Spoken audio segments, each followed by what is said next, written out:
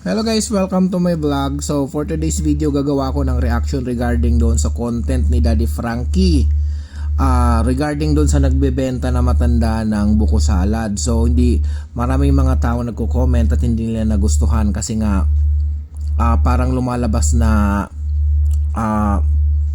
napahiya or pinahiya yung matanda at saka nasira yung kredibilidad niya sa pagbebenta. So ito yung clip papakinggan ko sa inyo. Pero nakita ko dapat mo kasi pagkain yan, wag yung ang dumi-dumi. Dapat yung paninda mo lo, hindi madumi. Dumi.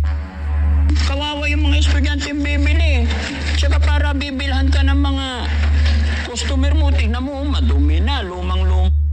Okay, so ayun yung clip na ng kanang videos guys na paulit-ulit yan sinasabi regarding doon sa maruming tinda ng buko salad. So, hindi naman masamang mag-advise regarding doon sa kalinisan. So, pwede namang nating i-advise yun kay tatay na hindi sa on spot na gano'n na kukunan mo ng video or sasabihin mo na marumi ang gawa kasi nasisira yung credibility. Unang-una, si tatay yung gumagawa ng sarili niyang buko salad. So siya ang gumagawa nung yung buko salad na binibenta. So nasisira yung reputation niya doon sa area kung saan man kung sino makita sa kanya. Kasi lumalabas na marumi. So po pwedeng mag-cause yun na bumaba yung magtitiwala sa kanya or bumili sa kanya. So pwede namang i-advise yun.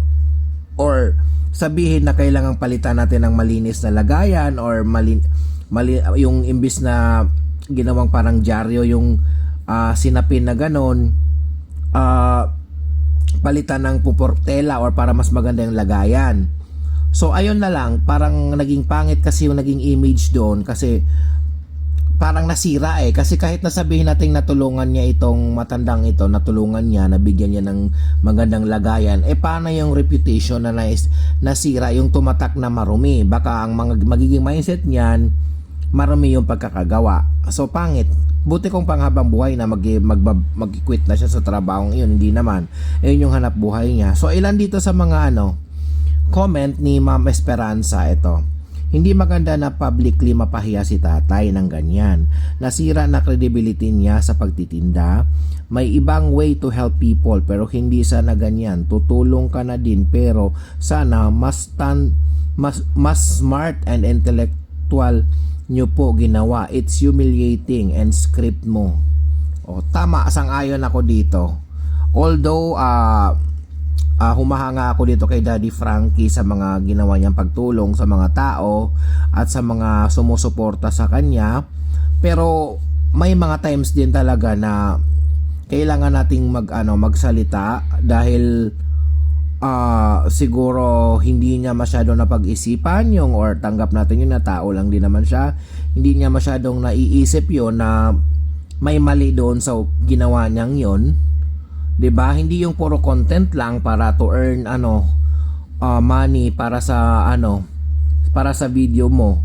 So dapat nilalagay lahat sa lugar 'yon, 'di ba? Kung talagang sincere ka diyan sa pagtulong mo na 'yan, kahit walang camera or walang gagawin mo 'yon. Maglalagay tayo ng limitation na itong i-advise ko na ito, hindi ko na kailangang i-public pa ito kasi pwedeng makasira ito sa future na magiging pagtitinda ni tatay, ganon.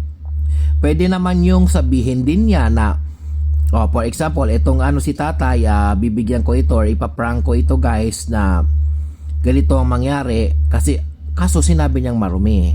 So pwede niyang sabihin na medyo luma na yung at hindi ganun ka magandang presentable yung lagayan, so papalitan natin ng ganito yan guys, bibigyan natin siya ng pamuhunan sa panggawa, kaso nabungad na doon sa marumi. So papasok kasi doon yung kung marumi yung kanyang lagayan, may possibility na marumi din yung paninda niya, buko salad, 'di ba?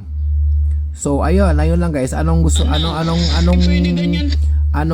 masasabi nyo doon sa issue na yun guys? Kung gusto nyo mapanood yung buong video guys, dalaw na lang kayo sa Daddy Frankie official na kanyang video. So yun lang yung comment ko sa ngayon. So abangan nyo ang susunod ko na comment sa mga ibang mga vloggers.